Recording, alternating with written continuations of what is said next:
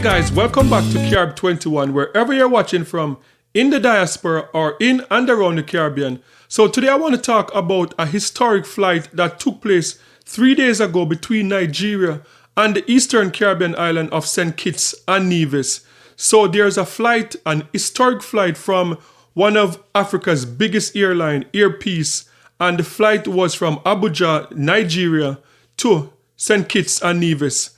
And this flight took place, as I said, 3 days ago. Flying from Abuja to St. Kitts and Nevis for a business summit called AACIS 25. Super excited to be flying Air Peace. Looking forward to good food. Hello everyone, Salam alaikum. My name is Dija and I am a singer-songwriter. Hello, my name is Jemima. I'm a Pilates educator and a wellness consultant. Hello, my name is Lovely and it's just me, Israel. I'm an artist. From this journey, inshallah, I expect, just learning from a new culture, seeing an environment I've never been in. I've never been to the Caribbean, so this is my first time. I'm looking forward to this flight to St. Kitts and Nevis for the business forum. It's what I call soft walk. So I'm really excited and happy to be on this trip. And I can't wait. I can't wait. So this historic flight was to facilitate a business summit between Nigeria, the government of Nigeria, and the private sector of Nigeria with business and government officials of St. Kitts and Nevis. So what does this mean for the beautiful twin island of St. Kitts and Nevis? Once used for suffering and separation, it will now become a corridor of prosperity and partnership. It will be used to trade goods and services, knowledge and culture, peace and opportunity for the benefit of all of our people. Delegates and participants, an amazing 3 days has been put together by the wonderful and capable teams working with Honorable Samal Duggins and the Aquarian Consult team. Please utilize this platform, make the connections, create the partnerships, form the bonds. Okay, so what can we take away from this historic flight to St. Kitts and Nevis from Nigeria? And I think in recent times, we have been talking about the connection between the Caribbean and the continent of Africa. And I think the most important thing, like when you look at this flight and you look at the other flights that took place over the past 4 to 5 years, the most interesting thing to me is just the distance. This flight is kind of reaffirming that how close we are to Africa, because flying from Canada, flying from the United States of America to go to many countries in Africa, you'll take 15 hours or more to get to certain countries in Africa. So this is thus confirming that, look, in the Caribbean, we are very close. And I look at this recent flight in St. Kitts and Nevis as another brick in terms of building that bridge between the Caribbean and the continent of Africa. And that is how I'm seeing this. I know a lot of people are celebrating this as a victory for St. Kitts and Nevis. And there are people even going as far as thinking that this could be like a weekly flight.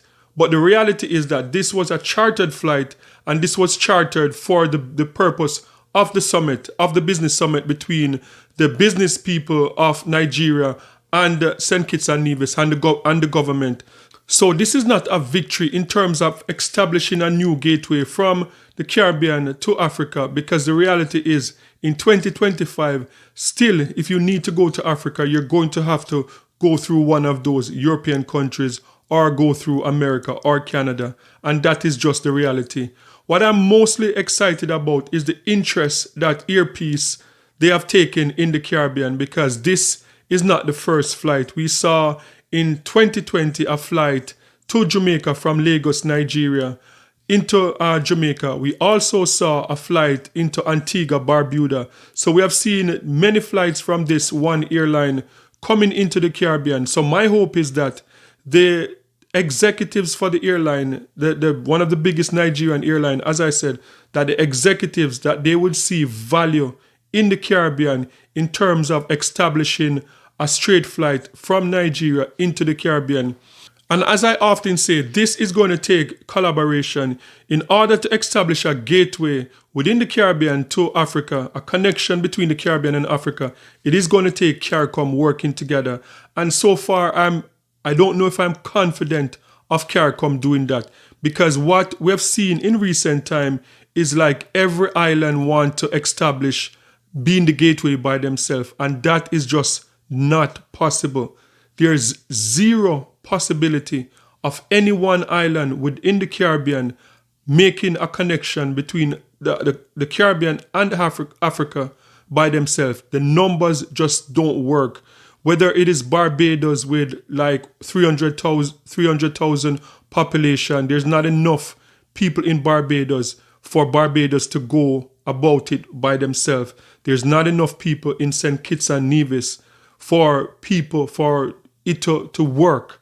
There's not enough in Trinidad and Tobago. When you look at the population of Trinidad and Tobago, you look at Afro-Trinidadian versus East Indian Trinidadian, and the interest that is another factor.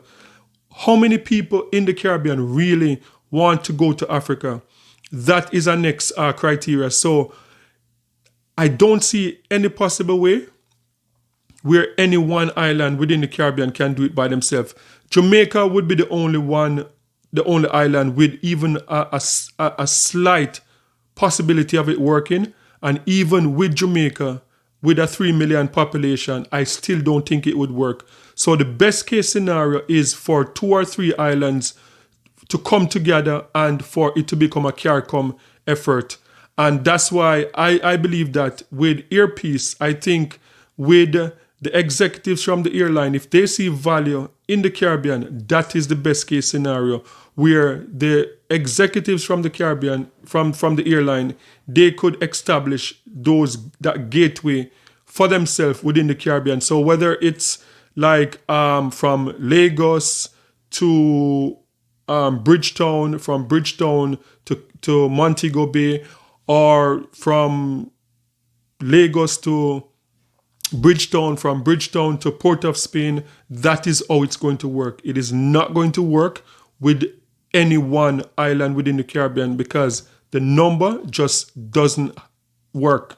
Like Nigeria, yes, Nigeria has close to 300 million population, I think. So the numbers will work with Nigeria. Nigeria is, in terms of wealth, Nigeria has one of the richest population in Africa. So there are a lot of people with disposable income that could come to the Caribbean and spend big time. So on the side of Nigeria, that could work. But in terms of the Caribbean, we just don't have the population. So my hope is that Earpiece, that they would take this on as something that they are very interested in establishing that gateway. And that is how it will work. So guys, sound off in the comment section and let me know your thoughts on this. What do you think about this flight, Earpiece, flying into St. Kitts and Nevis? And do you think we're closer in the Caribbean to having that gateway that going to Africa you will not need a transit visa to go through any European countries or any country in North America like America or Canada? Because now we're seeing that even transit visas, like people are being turned down for transit visas, which is ridiculous because a transit visa is just saying that, look, you're not even leaving the airport. You can't leave the airport with a transit visa. You're just using it, America, Canada, or any of the European country as a gateway to get to your final destination. But even transit visas are being turned down. So sound off in the comment section and let me know your thoughts on this one. And don't forget to like, share, and subscribe for more amazing content. And remember, peace. I'm out.